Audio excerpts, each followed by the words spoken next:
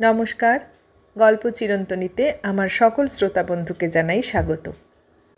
শুনছেন বুদ্ধদেব গুহর লেখা হলুদ বসন্ত উপন্যাসটি। আজ পড়ে শোনাব উপন্যাসটির অষ্টম বা শেষ পর্ব। লাইট হাউসের সামনের বইয়ের দোকানে বই দেখছিলাম। দুটো বই অর্ডার দেওয়া ছিল। ওরা সে দুটো প্যাক করে দিচ্ছিল। বই দুটি নিতেই এসেছিলাম। আজ শনিবার, এখন 4টে বাজে। অফিস থেকে বেরিয়ে এই এসেছি। বইগুলো নাড়ছি চাড়ছি, এমন সময় আমার বাহুতে আঙুল ছুঁয়ে কে যেন বলল, এই। ঘাড় ফেরাতেই দেখি নয়না।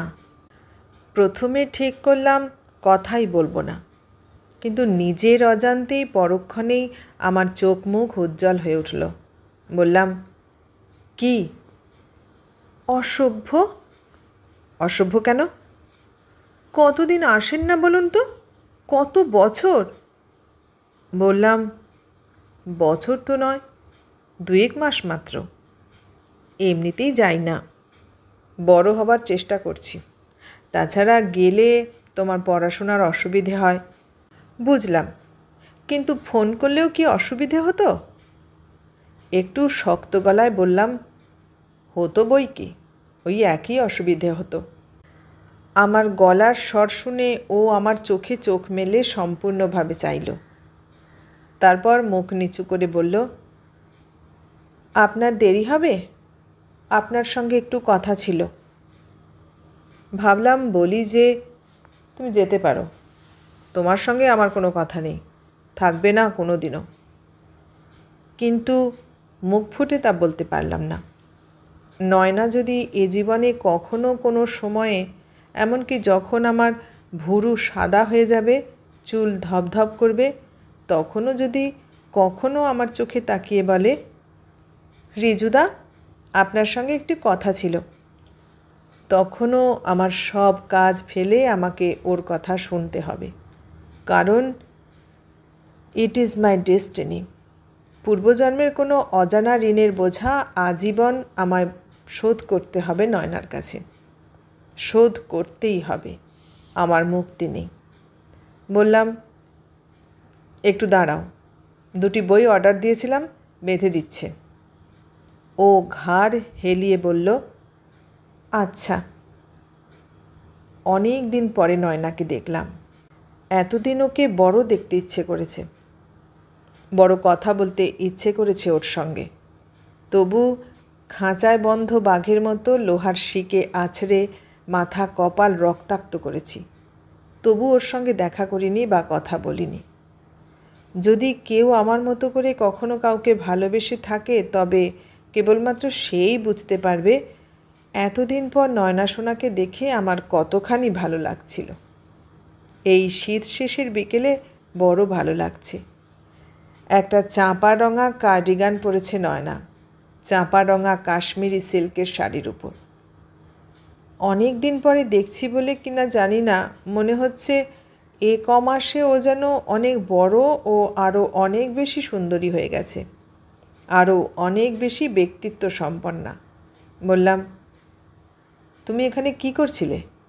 আমি এই একটু কেনাকাটা করতে মার্কেটে এসেছিলাম। বইটা নিয়ে বললাম, বলো কোথায় যাবে? আপনি যেখানে নিয়ে যাবেন। মনে হচ্ছে ফাঁসির আসামির ইচ্ছা পূরণের মতো আজ তুমিও আমার ইচ্ছা পূরণে বদ্ধপরিকর। যা বলুন। তোমার হাতে সময় আছে তো? আছে, রাত 11টা অবধি। 6টার শোতে সুমিতা সিনেমার টিকিট কেটেছিল। রাতে ওদের বাড়ি খাওয়ার নেমন্তন্নও ছিল। একটু আগে জানলাম, মানে বাড়ি থেকে বেরোনোর পর, সে দুটোই ক্যান্সেল। সুমিতার এক মামার হঠাৎ স্ট্রোক হয়েছে, তাই। অথচ বাড়িতে বলে এসেছি, তাই 11টা অবধি চিন্তা করবে না কেউ। দুজনে হাঁটতে হাঁটতে ফেরাজিনিতে এসে বসলাম। গাড়ি রেখেছিলাম লাইট হাউসের সামনে। গাড়ি ওখানেই থাকলো। কোণের একটি টেবিলে দুজনে বসলাম। আজ বহুদিন বাদে নয়না আমার সঙ্গে কোনো রেস্তোরাঁয় ঢুকলো। ওর হাতে ঝোলানো কালো চামড়ার ব্যাগ থেকে একটি ছোট প্যাকেট বের করে আমার হাতে দিল। অবাক হয়ে শুধলাম, কি? আপনার জন্যে দুটো টাই ও দুটো মোজা কিনেছিলাম। রীতিমতো অভিভূত হয়ে পড়লাম। বললাম, কেন, কি ব্যাপার? ও হাসল, বলল, ব্যাপার কিছু নয়। অনেক দিন থেকে ইচ্ছা ছিল আমাকে যে আপনি স্নেহ করেন তার স্বীকৃতি হিসেবে যেদিন নিজে রোজগার করব সেদিন আপনাকে কিছু কিনে দেব। এই স্নেহ কথাটাকে আমি ঘেন্না করি। আমি ওকে কোনো দিন ছোটো বোনের মতো ভালোবাসতে পারিনি, চাইনি, আজও চাই না। অথচ ও সব সময় আমাকে শ্রদ্ধা দেখায়, দাদার মতো দেখে। বললাম, তুমি চাকরি আরম্ভ করে দিয়েছো নাকি? না, একটি বাটিকের শাড়ি বানিয়েছিলাম, তার সম্মানী পেয়েছি 60 টাকা। আর সেই টাকা প্রায় সবটাই খরচ করে ফেললে একটা লোকের জন্যে যে তোমাকে কেবল জ্বালালোই চিরদিন। নয়না চোখ তুলে বলল, আপনি ভীষণ খারাপ, অমন করে বলবেন না, আমার ভালো লাগে না। বেয়ারা এসে অর্ডার নিয়ে গেল। আমি বললাম, তারপর তোমার কি খবর বলো? নীতিশ সেন কেমন আছে? নয়না আমার চোখে একবার চাইল, যেন ও বলতে চাইল, নীতিশকে আমার এত অপছন্দ কেন। ও কিছু বলার আগেই ওই নামটা উচ্চারণ করতেই জ্ঞানত আমার গলার স্বরটা সম্পূর্ণ বদলে গেল। মাথায় আবার সেদিনকার সেই যন্ত্রণাটা, যেদিন এক কল্পিত নয়নার উপর আমার সমস্ত ইচ্ছা আরোপ করার দুরাশায় একটা ঘৃণিত অভিজ্ঞতার চৌকাঠে পা দিয়ে ফিরে এসেছিলাম, সেটা ফিরে এলো। নয়না ঠান্ডা গলায় চোখ নিচু করে বলল, নীতিশদা ভালোই আছে, কলকাতা আসছে আবার সামনের দোলে। আপনি বোধহয় জানেন না, নীতিশদার বিয়ে হয়ে গেছে। অবশ্য বেশি দিনের কথা নয়, এই তো দিন 15 আগে ওরা শিলং ফিরল। না, আজকেও নয়না দেখছি আমায় হারিয়ে দেবে। আমি খুব ঠান্ডা গলায় আমার সমস্ত উত্তাপ ঢেকে বললাম, শুনিনি তো, কোথায় বিয়ে করলো? নিজেই পছন্দ করে করেছে। খুব বড় লোকের মেয়ে বুঝি? খুব না হলেও বেশ বড় লোকের মেয়ে, বেশ সুন্দরী। নীতিশদা যে কোম্পানিতে কাজ করে সে কোম্পানির একজন ডিরেক্টরের মেয়ে। বিয়ে অবশ্য কলকাতাতেই হয়েছিল। বরযাত্রী যেতে বলেছিল আমাকে। তুমি গেছিলে নাকি? বাহ, নেমন্তন্ন করলে যাব না? গিয়েছিলাম। ঘরের কোনায় নিচু গ্রামে বাজনা বাজছিল। চাপা রঙা পোশাকে সেই প্রায়ান্ধকারে নয়নাকে কোনো জঙ্গলাকীর্ণ উপত্যকার বিশীর্ণা শুকনো চাপা ফুল বলে মনে হচ্ছিল। কৃশাঙ্গী, সুগন্ধি, তেজস্বিনী, করুণ কোনো ক্যাথলিক নানের মতো। এতদিন ওর চোখে চেয়ে ওর চোখের পাতায় চুমু খেতে ইচ্ছে করেছে। আজ হঠাৎ মনে হলো ওর চোখে মুখে কোথাও কোনো দেবী মহিমা আরোপিত হয়ে গেছে, যা আগে কখনো লক্ষ্য করিনি। অনেকক্ষণ চুপ করে বসে থাকলাম। আমি ভেবেছিলাম, মানে একটু আগেও ভেবেছিলাম যে আমার একমাত্র প্রতিদ্বন্দ্বী আত্মহত্যা করাতে আমি ওয়াক ওভার পেয়ে যাব। এবার আমি আমার জয়ধ্বজা ওড়াবো, সেলিব্রেট করব। কিন্তু নয়নার মুখে চেয়ে আমি ওসব কথা আর ভাবতে পারছি না। হঠাৎ আমি বুঝতে পারলাম এখন নয়নার বুকের ভিতর কি হচ্ছে, অথচ বাইরে তার আভাস মাত্র পৌঁছচ্ছে না। বললাম, নীতিশ বেশ ভালো ছেলে। কেন বললাম জানি না। নয়না বলল, নিশ্চয়ই খুব ভালো ছেলে। ও তো বলবেই, ও যে ভালোবাসে, মানে ভালোবাসতো, আর কেউ না বুঝুক, আমি তো ওকে বুঝতে পারি। শালা নীতিশ, এই নাকি ভালো ছেলে? একটা মেয়ে যে কোমল স্বর্ণলতার মতো একটা সজীব সবুজ মনোমতো গাছকে আঁকড়ে মনে মনে লতিয়ে উঠেছিল সকালের সোনালি আলোয়, তাকে কিনা সে নিজে হাতে নিষ্ঠুরের মতো আঁকশি দিয়ে নিড়িয়ে দিল একটানে, ছিঁড়ে ফেলে দিল। তবুও নয়না বলবে নীতিশ ভালো ছেলে। এসব ছেলেকে মরিতে হাজির বাঘের ঘাড়ে মাচা থেকে ফেলে দিতে হয়। অবশ্য নয়নার কদর ও কী করে বুঝবে? ওর তো শুধু টাকা আছে।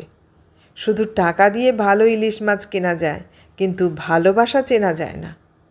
যে ছেলে বড়লোকের পিয়ানো বাজানো গিমলেট গেলা কোনো ইনসিপিড মেয়ের বিনিময়ে নয়নার মতো মেয়েকে হারালো, সে আজীবন পা ছড়িয়ে বসে কাঁদবে।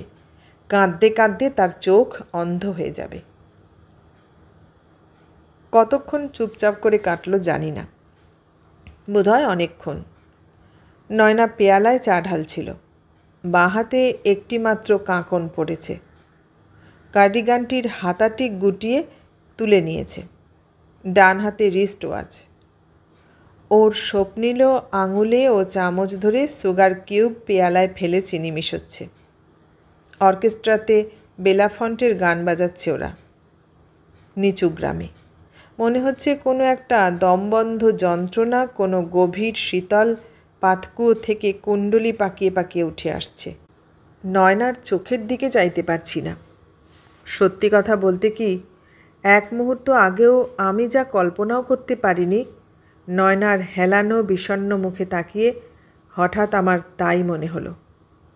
নীতিশ নয়নাকে বিয়ে করলে আমি সবচেয়ে সুখী হতাম।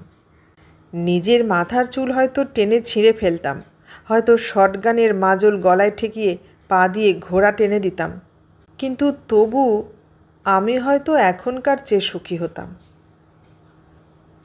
নয়নাকে যে ঠিক এতখানি ভালোবাসি তা একটু আগেও আমি বুঝতে পারিনি।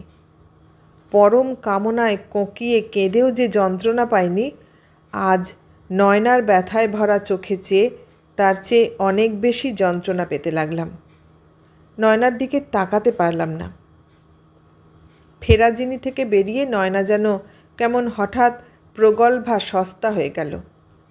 ও যা কোনো দিন ছিল না, ও তাই হয়ে গেল। গাড়িতে আমার খুব কাজ ঘেঁষে বসল। আমার বাঁ কাঁধে দুবার মাথা নুইয়ে রাখল।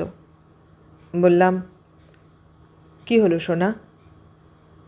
নয়না ফিসফিস করে বলল, আপনার চিঠিগুলোর কথা ভাবছিলাম। এত সুন্দর চিঠি লেখেন কি করে আপনি? বললাম, সকলকে লিখতে পারি না। তুমি তো সে কথা জানো যে চিঠি লিখিয়ে নেবার ক্ষমতা সকলের থাকে না। চিঠি লিখবার ক্ষমতার চেয়ে চিঠি লিখিয়ে নেবার ক্ষমতা অনেক বড়। সে ক্ষমতা তোমার আছে, তাই হয়তো তোমাকে ভালো চিঠি লিখতে পারি। ও অস্ফুটে বলল, জানি না। বললাম, এবার কোথায়? ও বলল, আমি জানি না। আমার 11টা অবধি ছুটি, আপনি আমাকে যেখানে খুশি নিয়ে যান। ভিক্টোরিয়া মেমোরিয়ালে গাড়ি রেখে দুজনে নামলাম। বললাম, চলো একটু হাঁটি, তারপর ফিরপই গিয়ে ডিনার খেয়ে সকাল সকাল তোমাকে বাড়ি পৌঁছে দেব।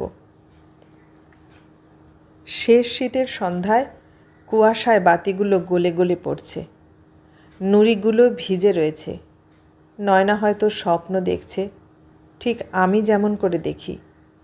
এই শীতের সন্ধ্যার কুয়াশা ওর চোখ থেকে মুছে গিয়ে শিলংয়ের পাইন ভরা হেঁয়ালি মাখা সন্ধ্যা ওর চোখের সামনে ভেসে উঠছে।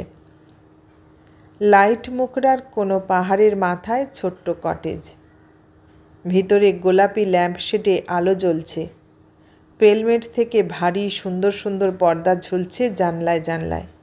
নীতিশ বোধহয় এখনই অফিস থেকে ফিরল। মুখ হাত ধুয়েছে। ওরা ছোট্ট খাবার ঘরে দুজনে চা খেতে বসল। নয়না চিংড়ির কাটলেট বানিয়েছে, গরম গরম। বলল, তোমাকে একটু চিলি সস দিই? নীতিশ বলল, দাও, একটু দিও। আদরের টি কোজির গায়ে হাত দিয়ে কেটলি থেকে তুলে নয়না চা বানালো, চা ঢেলে দিল। সুরেলা রাত গড়িয়ে চলল। এমন সময়ে একটি রবারের বল এসে নয়নার গায়ে লাগলো। আমার অথবা নয়নার স্বপ্ন ভেঙে গেল। একটি দুরন্ত দুষ্টু গাবলু গুবলু 3 বছরের ছেলে সুন্দর কালো সার্জের পোশাক পরে দৌড়ে এসে নয়নাকে বলল, আমার বল দাও। নয়না বলটি নিজে হাতে তুলে দিল। তারপরে ছেলেটির দিকে তাকালো। ধবধবে ফর্সা ছেলেটি, নীতিশের মতো ফর্সা। নয়নার সমস্ত স্বপ্ন ধীরে ধীরে কোনো জাপানি চিত্রকরের ওয়াশের কাজের মতো একটা হালকা একরঙা অপসৃয়মান ছবিতে গড়িয়ে গেল। সব মুছে গেল, কিছুই আর বাকি রইল না। অনেকক্ষণ আমরা হাঁটলাম। নয়নার হাবভাব দেখে আমার ভালো মনে হচ্ছিল না। এখনও একেবারে চুপ করেছিল। সেখান থেকে বাইরে এলাম। তারপর 8টা নাগাদ ফিরপোতে এসে একটি ছোট টেবিলে বসলাম। হাত দিয়ে টেবিল ক্লথটা সমান করতে করতে নয়না বলল, আচ্ছা রিজুদা, খাওয়ার পর আমরা কোথায় যাব? কেন, বাড়ি? তুমি অন্য কোথাও যেতে চাও? না, মানে না, কিছু না। কিছুক্ষণ চুপচাপ। বেয়ারা স্যুপ দিয়ে গেল। স্যুপ খেতে খেতে নয়না বলল, ঠান্ডাটা বেশ প্লেজেন্ট লাগছে না? আপনাকে এই স্যুটটা পরে কিন্তু ভারী সুন্দর দেখাচ্ছে রিজুদা। তাই বুঝি? কাপড়টা তো তুমিই পছন্দ করে দিয়েছিলে, মনে নেই? হ্যাঁ, মনে আছে। বললাম, নয়না, তোমার কাছে আমার যে চিঠিগুলো আছে সেগুলো এক জায়গা করে রেখো। আমি একদিন গিয়ে নিয়ে আসব। নয়নার চোখ দুটি জ্বলে উঠল। বলল, কেন? ও চিঠিতে আপনার কি অধিকার?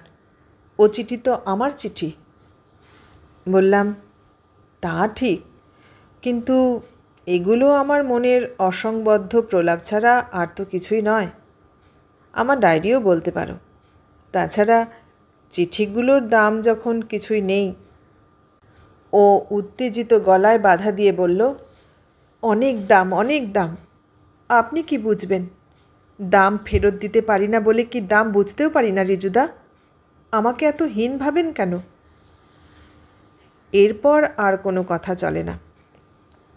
পুডিংয়ের প্লেটে চামচ দিয়ে কাটাকুটি করতে করতে নয়না বলল, মনে আছে রিজুদা, একদিন আমি আপনাকে শুধিয়েছিলাম ভালোবাসলে কি করতে হয়? উত্তরে আপনি বলেছিলেন, জানি না।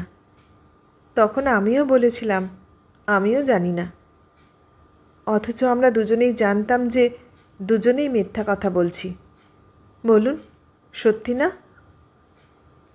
আমি বললাম, হয়তো সত্যি, কিন্তু তাতে কি? সে তো অনেক পুরনো কথা। নয়না বলল, উঠুন, চলো। ফিরপোর গালচে ঢাকা সিঁড়ি দিয়ে নামতে নামতে মাঝ বরাবর এসে দুপাশে ক্যাবারে ডান্সারদের ছবি যেখানে আছে সেখানে নয়না থমকে দাঁড়ালো। বলল, ওরাও নিশ্চয়ই কারো না কারো ভালোবাসা পেয়েছে না? বললাম, হয়তো পেয়েছে।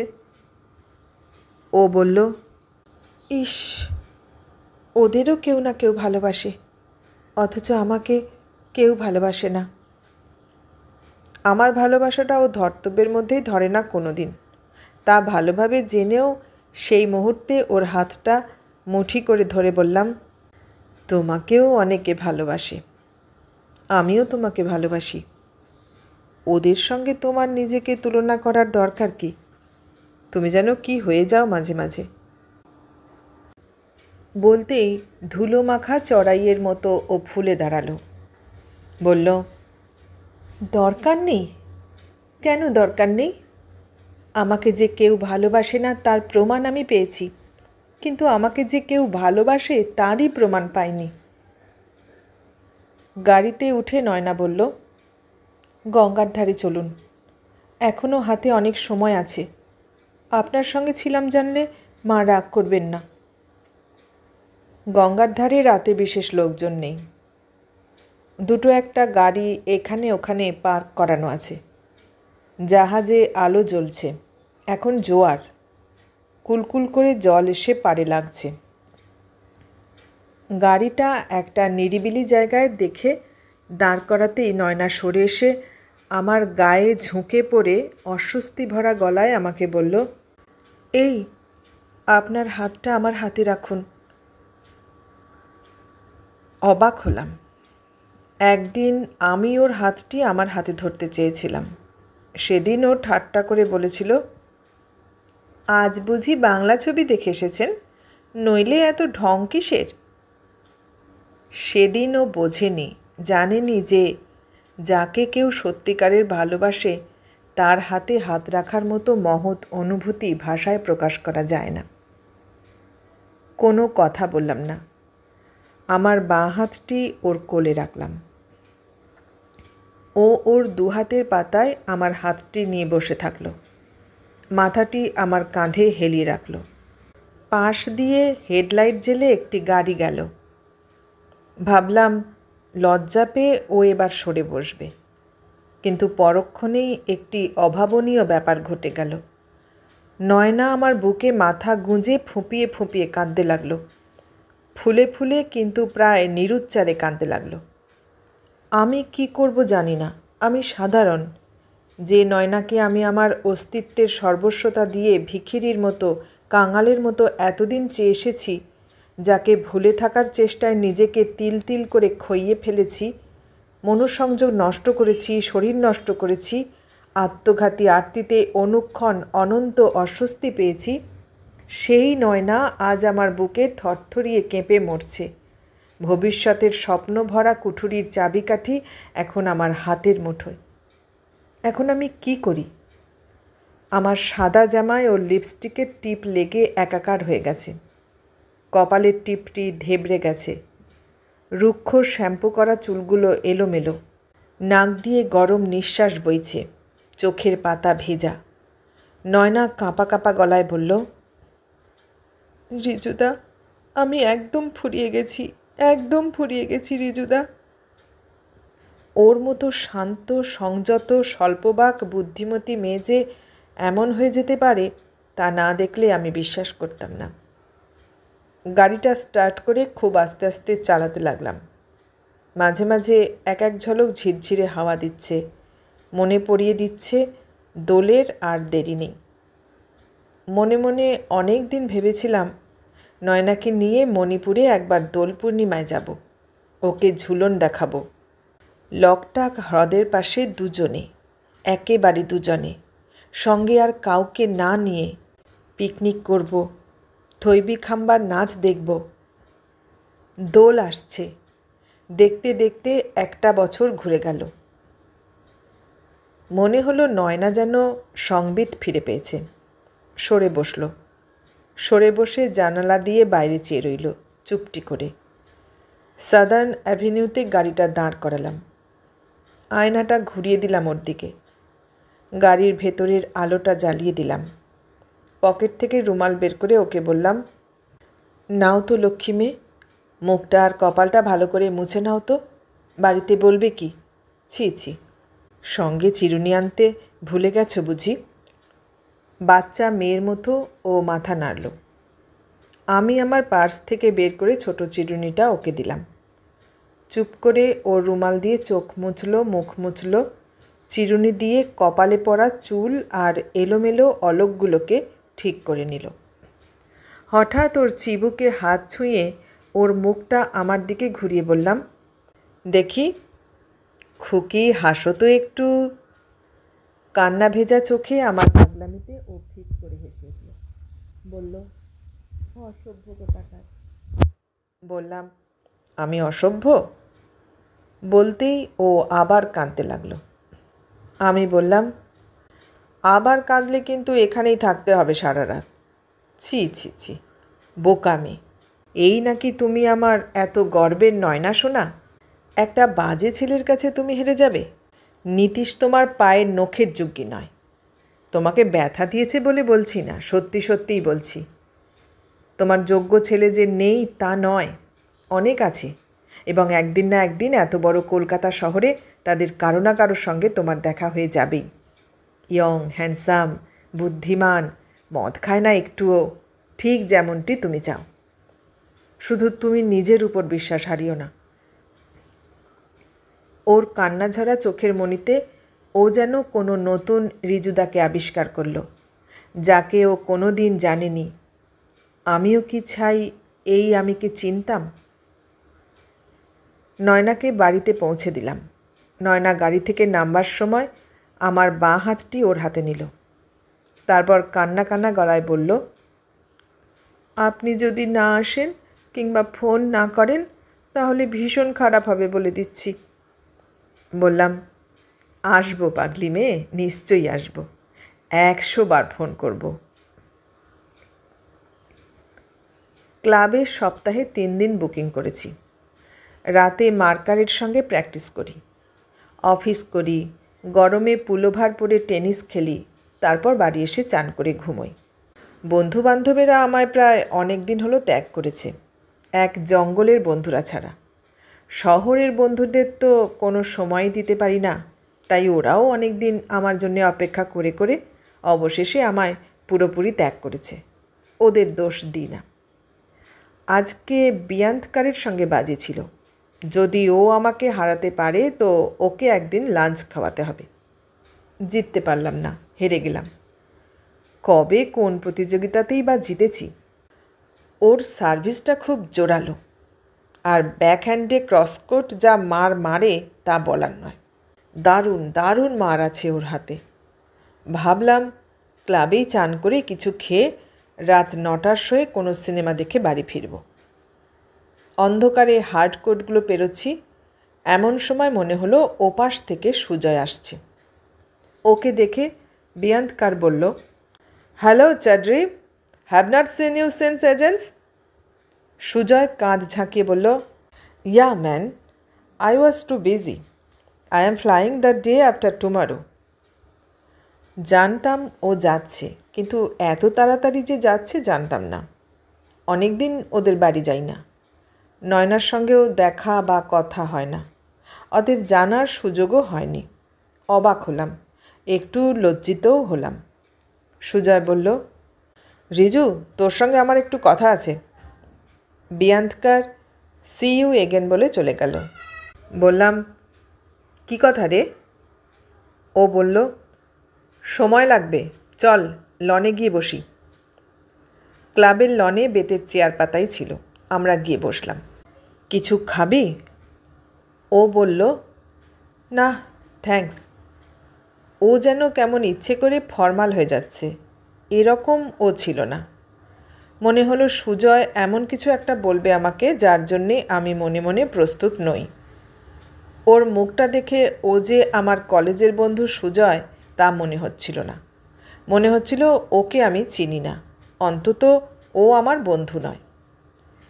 সিগারেটটা ছুঁড়ে ফেলে ও বলল, সোজাসুজিই বলি কথাটা। দেখ রিজু, অন্য কোনো ছেলে হলে আমি হয়তো কিছু ভাবতাম না, কিন্তু তোর এমন কীর্তি ভাবতে পারি না। চমকে উঠলাম আমি। বললাম, কি কীর্তি? কি তা তুই জানিস না? নয়নাকে তুই ভালোবেসে চিঠি লিখিস, তোর লজ্জা করে না? আমি চুপ করে থাকলাম। ওকে বলতে পারতাম যে ভালোবাসি, ব্যাস ওই পর্যন্ত। তার জন্যে আমার নিজের ছাড়া অন্য কোনো ক্ষতি কারও আমি করিনি, নয়নারও না, কিন্তু ভালোবাসি। এটা অস্বীকার করতে পারি না। ভেবে দেখলাম এসব কথা সুজয় বুঝবে না। গত 3-4 বছর হলো ওর বন্ধু বান্ধবের দল সব অন্য রকম হয়ে গেছে। ও আমার কথা বুঝতে পারবে না, বোঝাতে চাইলেও বুঝবে না। একেবারে বদলে গেছে সুজয়। ও কিছুতেই আমার কথা শুনবে না, তাই চুপ করেই রইলাম।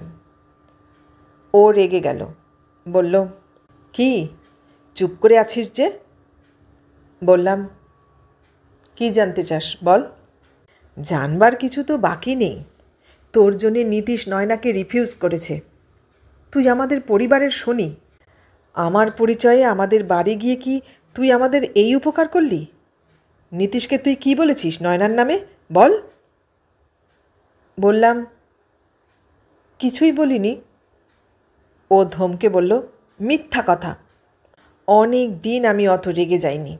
আমার সারা গা থরথর করে কাঁপতে লাগলো। বললাম, তুই আমার কাছে মার খাবি সুজয়, ভদ্রভাবে ও বুঝে সুঝে কথা বল। ও বেশ চেঁচিয়ে বলল, তাহলে কি তুই বলতে চাস নয়না খারাপ? আমার বোনই খারাপ? বললাম, তোর বোন খারাপ নয়, তোর চেয়ে অন্তত অনেক ভালো। সুজয় বলল, দেখ রিজু, তোর কাছে আমি তত্ত্বকথা শুনতে আসিনি। তোর সঙ্গে কথা বলাও বৃথা। তুই একটা ইডিয়েট, ফার্স্ট ক্লাস ইডিয়েট। একটা কথা শোনো, আমি কলকাতা থেকে যাবার আগে তোমাকে কথা দিয়ে যেতে হবে আমায়। কিসের কথা? তুমি আমাদের বাড়ি যাবে না, আমাদের বাড়ি ফোন করবে না এবং আমার বোনকে চিঠি লিখবে না। যদি তুমি এ কথা না দাও তাহলে খারাপ হবে। খারাপ হবে মানে? মানে অনেক কিছু হতে পারে। কি ভাবে সুজয়টা আমাকে? কিভাবে ও?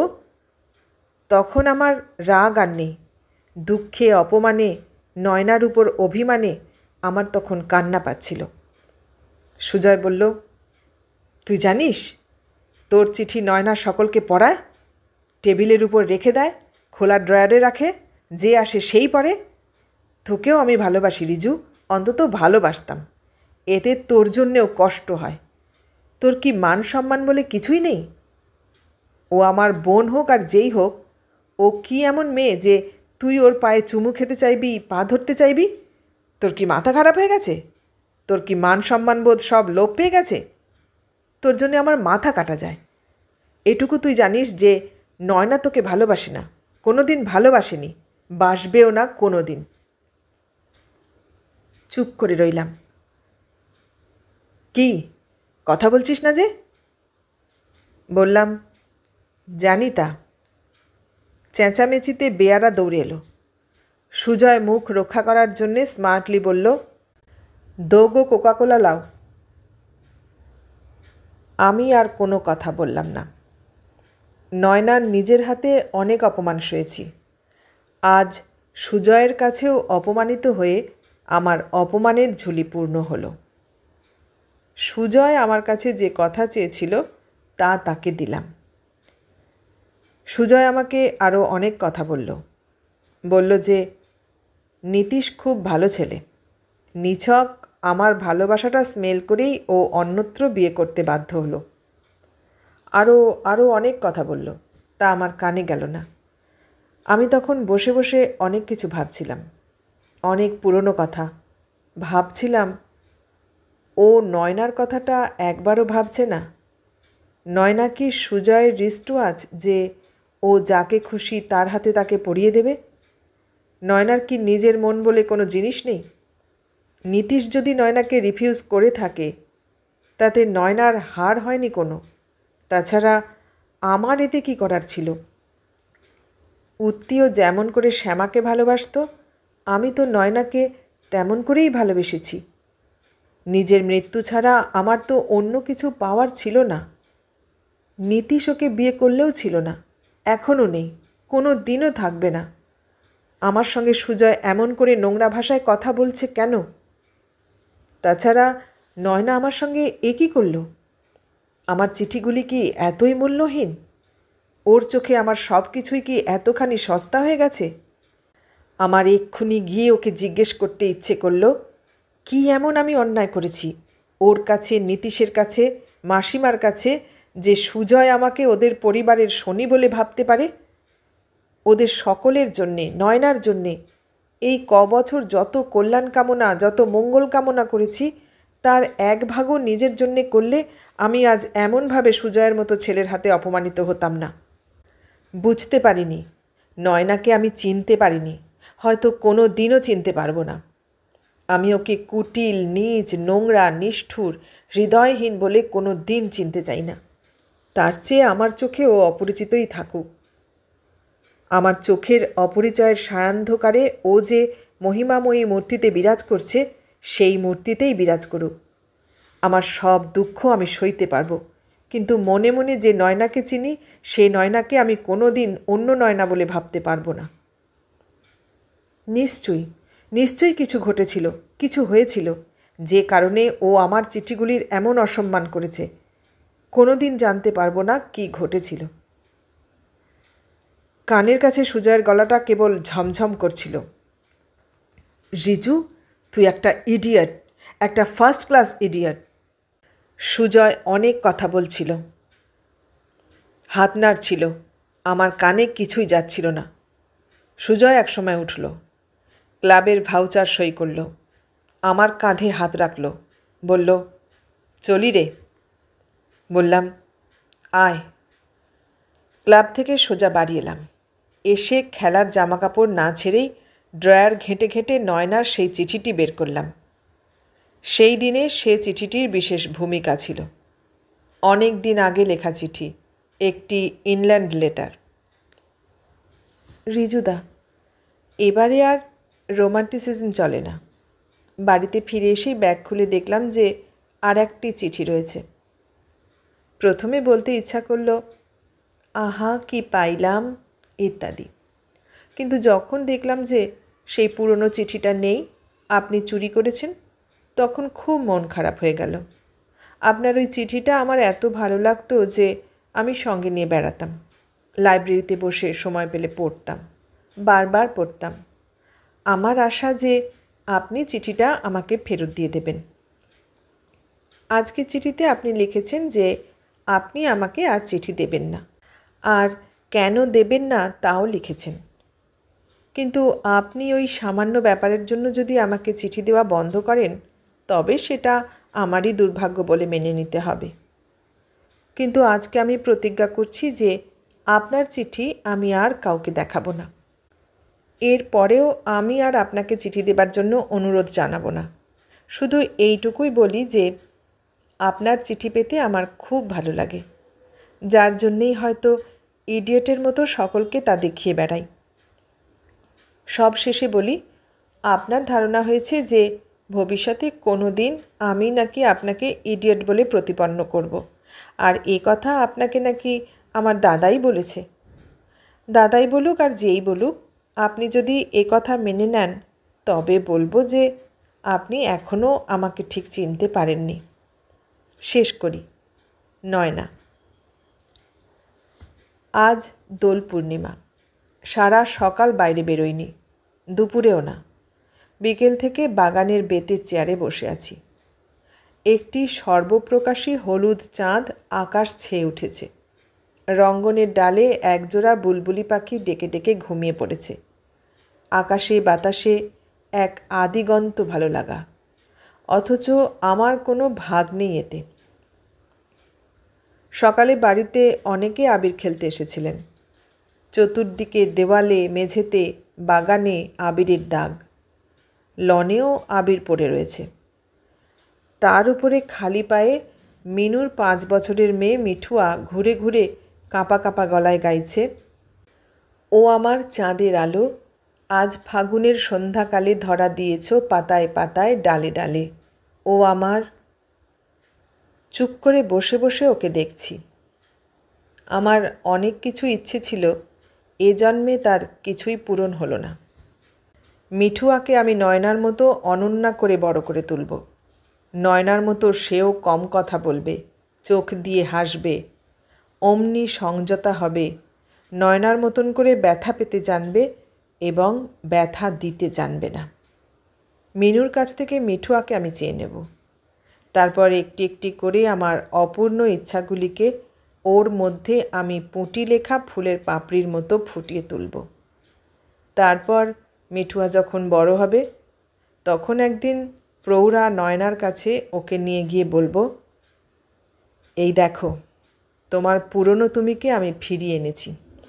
তখন নয়না হয়তো লজ্জিত হবে, বিব্রত হবে, ওর হ্যান্ডসাম এক্সিকিউটিভ স্বামীর সামনে অপ্রতিভ হবে, বলবে, কি ছেলে মানুষই করছেন রিজুদা। দিনের আলোর গভীরে রাতের কোনো তারাই থাকে না। ওসব মিথ্যে কথা, বানানো কথা। আমার নয়না আমাকে একেবারে ভুলে যাবে। যা হবার তা হয়ে গেছে এ জন্মের মতো। কতক্ষণ বসেছিলাম জানি না। যতীন এসে বলল, দাদাবাবু তোমার ফোন। চেয়ার ছেড়ে উঠে ঘরে গেলাম। ইয়েস, রিজু কথা বলছি। রিজুদা, আমি নয়না। কোনো দিন নয়না আমাকে নিজে ফোন করেনি, মানে নিজে থেকে। দায়টা বরাবর আমারই ছিল, তাই আশ্চর্য হলাম। বললাম, কি ব্যাপার? কি ব্যাপার? এতদিন তো দেখাই নেই, আজও এলেন না। ভেবেছিলাম সকালে আসবেন। বেলা 1টা অবধি আপনার জন্যে চান না করে বসেছিলাম। সত্যি কিছু মনে করো না, কোথাওই যাইনি। তারপর একটু থেমে বললাম, তোমরা বুঝি খুব মজা করলে? কিসের মজা? তোমার বন্ধু বান্ধবীরা আসেনি এবার? এসেছিল, ওরা সবাই এসেছিল। খুব হৈ হৈ হয়েছিল, কিন্তু মজা হয়নি। কেন? জানি না। জানালা দিয়ে চাঁদের আলো এসে পড়েছে ঘরময়। সমস্ত কলকাতা শহরটা দোল পূর্ণিমার হাসনুহানা রাতে একটি হাসিনি হলুদ বেলুনের মতো হাওয়ায় উড়ছে। আমার ঘর এমনিতে আজ অন্ধকার, বাল্বটা কেটে গেছে। আকাশের হলুদ ঝাড়লণ্ঠন নিভে গেলে হয়তো অন্ধকারেই থাকবে, হয়তো আলো জ্বলবে না আর। নয়না বলল, কি হলো, কথা বলুন। কি কথা বলবো? সব কথাই তো আমার বলে ফেলেছি, তাই চুপ করেই রইলাম। কি হলো? বললাম, পড়াশোনা করছো তো? ফার্স্ট ক্লাস পেতে হবে কিন্তু, মনে থাকে যেন। পেয়ে কি হবে? কি হবে তা জানি না, অন্তত নিজে সার্থক হবে। কেবলমাত্র নিজের জন্যেই যারা সার্থক হতে চায় তারা কিন্তু স্বার্থপর। তুমিও? জানি না, হয়তো আমিও। ভালো করে ভেবে দেখোনি কখনো? তুমি ফার্স্ট ক্লাস পেলে আমার কিন্তু খুব গর্ব হবে। জানি আমি, যদি পাই তো সেটা হয়তো পাওয়ার একটা কারণ হবে। কিছুক্ষণ চুপচাপ। জাস্টিস মুখার্জির বাড়ির গাড়োয়ালি দারোয়ান বাঁশি বাজাচ্ছে। বাঁশির বেদনার সুর কেঁপে কেঁপে হাওয়ায় ঘুরপাক খেয়ে বেড়াচ্ছে, যেন নীল আকাশে সাঁতার কেটে উপরে পৌঁছে চাঁদের হলুদ লণ্ঠনকে ব্যথায় নীল করে দেবে। কতদিন পরে নয়নার সঙ্গে কথা বলছি, কি যে ভালো লাগছে। আপনি যেন কেমন হয়ে গেছেন রিজুদা। কেন? আগের মতো করে কথা বলছেন না তো আমার সঙ্গে। আসলে আমি ভুলে গেছি আগে তোমার সঙ্গে কি করে কথা বলতাম। তুমি কি শাড়ি পরে আছো আজ? বলবো না। কেন? খুশি। বোকামি করো না নয়না, কোনো দিন কি আমি বড় হব না? না, আপনাকে আমি কোনো দিন বড় হতে দেব না। আমি চুপ করে রইলাম। কই, তবু কথা বলছেন না যে?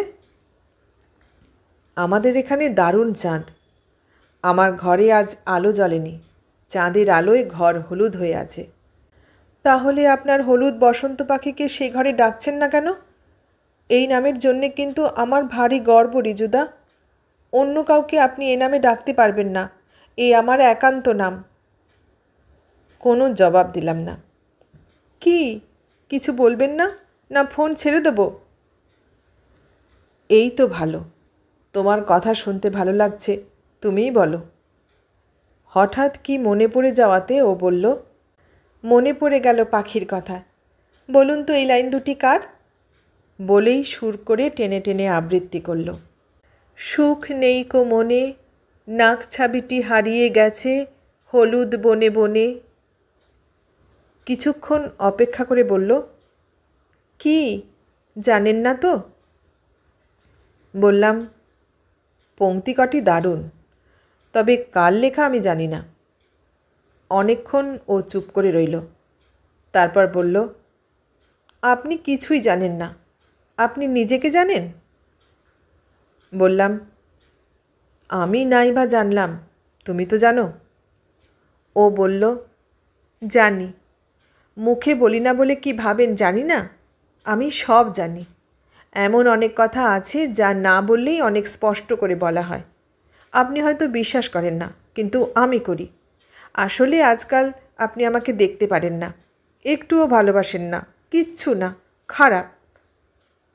আমার জবাবের আগেই শুনতে পেলাম ও রিসিভারে মুখ রেখেই উঁচু গলায় বলল, যাচ্ছি মা। তারপরই বলল, রিজুদা, কারা যেন এসেছেন, মা একা আছেন, আমায় ডাকছেন, আজকে রাখি হ্যাঁ। রিসিভার রাখতে রাখতে তাড়াতাড়ি বলল, বলুন কবে আসবেন? এবার থেকে রোজ আসতে হবে। বললাম, আসবো, দেখো ঠিক আসবো, সত্যি সত্যি। নয়না একদিন বুঝতে পারবে যে আমি আমার ভিক্ষাপাত্র নিয়ে আর কোনো দিন ওর কাছে গিয়ে নির্লজ্জের মতো কাঙালপনা করব না।